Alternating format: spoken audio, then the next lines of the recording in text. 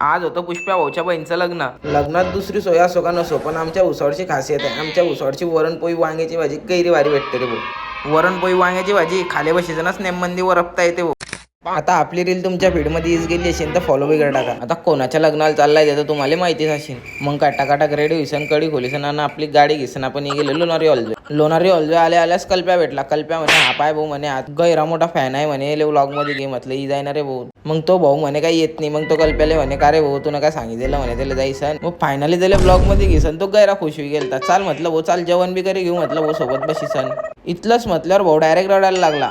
भाऊले म्हटलं रडू नको जेवण करी घे. अरे भाऊ म्हणे रडत नाही, गरम गैर होते म्हणून घामपूस होता. आता गरम बी होत होता ना, या पोळ्या बी गैऱ्या गरम होत्या. मग कशा तरी त्याला मोडी सण वरण घेसन ना तूप टाकीसन बोल लाव नाही ना शपालला वरणपोळी वांग्याची भाजी. आता वरणपोळी वांग्याची भाजी तर एकच नंबर होती, पण हा घाम काही उमजू देत नव्हता भाऊ. एवढ्या गरमीत कसं तरी लवकर खाल्लं. आणि खाल्ल्यानंतर खाली आल्यावर पाहिलं तर नवरदेव बी गेला होता मंडपात आल्या आपल्याला भेटला पुष्पा. म्हटलं एकदार पुष्पा होऊ दे. नाही रे भाऊ म्हणे चांगलं नाही वाटत म्हणे.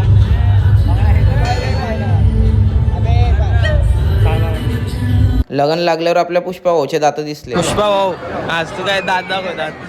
मग पुष्पा भाऊ डायरेक्ट मारायला गेलता. थांब म्हणे लग्न होऊ दे म्हणे मग पाहतो तुले. च्या बाहेर आला ना हे दोघी झगडे करत राहते. आजकाल तर कोणी बी डॉन बनी राहिले रे भाऊ. डॉन लोकांचं जाऊ दे. आपला व्लॉग कसा वाटला कमेंटमध्ये नक्की सांगा. आणि माझ्या पेजला तुम्ही नवीन असताना तर फॉलो बी करा. Bye bye.